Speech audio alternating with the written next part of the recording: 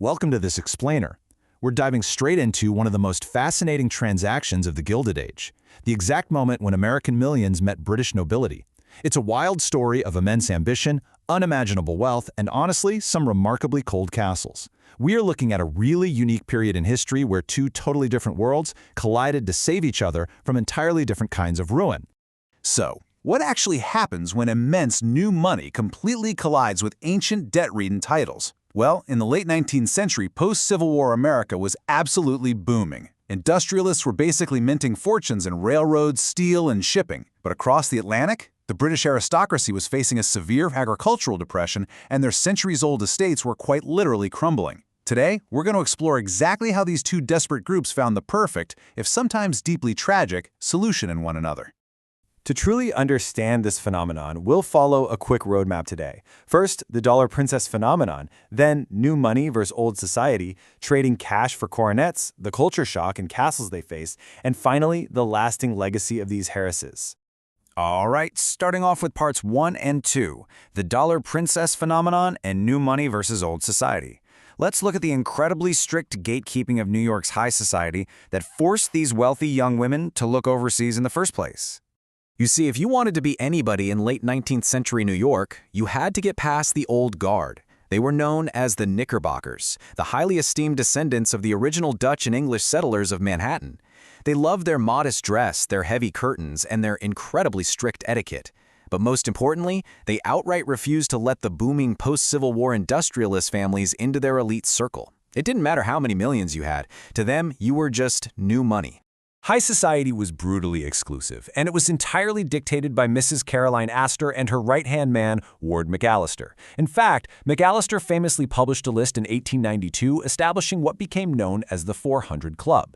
He literally claimed that only 400 people in all of New York society were fashionable enough to hold such a valuable place and actually feel comfortable in a ballroom. If you weren't on that list, you basically didn't exist. So here's the catch. Because these nouveau riche families were locked out by Mrs. Astor's rule, which actually required a family to be at least 3 generations removed from the origin of their wealth, they had to find a workaround. These industrial barons had massive wealth, but zero social status, and the ambitious matriarchs of these families desperately wanted respectability. They quickly realized that Great Britain offered a fast track. You couldn't buy your way into Mrs. Astor's good graces, but you could absolutely use your wealth to buy a European title. It was essentially the Gilded Age equivalent of paying for an elite verification checkmark. Moving right along to Part 3, trading cash for coronets. Let's see how this builds into what was, practically speaking, a transatlantic corporate merger. The core dynamic here is fascinating because it was a purely transactional exchange. You have the American heiress, equipped with abundant cash, practically zero social status at home, and seeking prestige. And meeting her is the British aristocrat. Thanks to the long depression and crashing agricultural prices in England, these aristocrats had ancient titles but were drowning in debt and completely desperate for estate upkeep. They weren't raised to work, so they needed a massive influx of capital. And the scale of this capital is mind-blowing. Get this. These marriages injected an estimated $25 billion in today's money into the British economy. $25 billion! This staggering transfer of wealth practically saved the English countryside. The massive dowries of these American daughters funded the construction and renovation of decaying estates, created local jobs, and totally stimulated their struggling economy. To put that into perspective, let's look at a prime example, Consuelo Vanderbilt. In 1895, she was married off to the 9th Duke of Marlborough, and her family handed over a $2.5 million dowry in railroad stock. For 1895, that is an absolute fortune. That single payout completely saved the magnificent Blenheim Palace from ruin, paying for total renovations that the Duke could never, ever have afforded on his own. That brings us to Part 4, culture shock and castles. Because behind the glamorous facade of these billion-dollar transactions, there was a really profound and often tragic human element.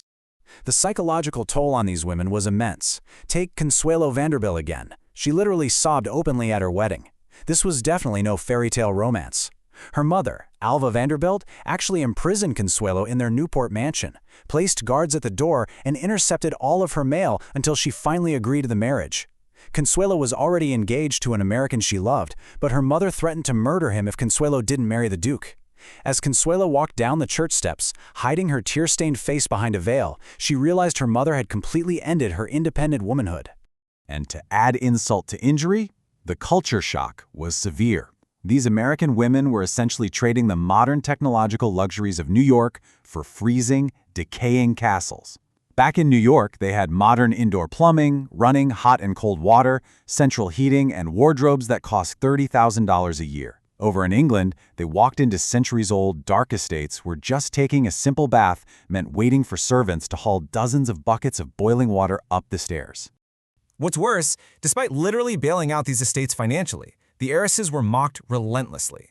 The English nobility feared an American invasion, viewing these women as way too loud, overly confident, and completely lacking in tradition. They even scoffed at the modern home renovations that the Americans were paying for. And the hostility wasn't just in the UK. Back in America, Congress passed the 1907 expatriation legislation, which legally stripped American women of their citizenship if they married a foreigner. Naturally, this discriminatory law didn't apply to American men. Which leads us nicely into Part 5, Legacy of the Heiresses. Because despite everything, these women were not just passive victims. They ultimately flipped the script and forged some incredible legacies.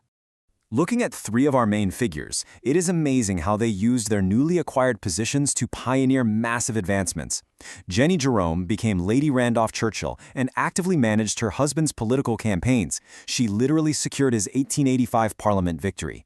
Consuelo Vanderbilt, now the Duchess of Marlborough, threw her considerable weight behind women's suffrage. And Minnie Stevens, who became Lady Paget, proved incredibly heroic as a decorated war nurse, even pioneering a Serbian hospital during times of intense conflict. By stepping entirely out of their husband's shadows, they made an undeniable impact. Jennie Jerome's adaptability and sheer drive heavily inspired her son, who just so happened to be the future Prime Minister Winston Churchill. Consuelo totally defied the conventions of her title, hosting suffragette meetings at her marble house. Minnie Stevens' wartime bravery earned her the Grand Cordon of the Order of St. Sava, a medal that had never before been worn by a commoner or a foreigner. And I love this part. Consuelo eventually navigated the rigid English legal system to get a divorce, found true love with a French aviator, and penned her iconic memoir, The Glitter and the Gold. Here's a really surprising side note for you.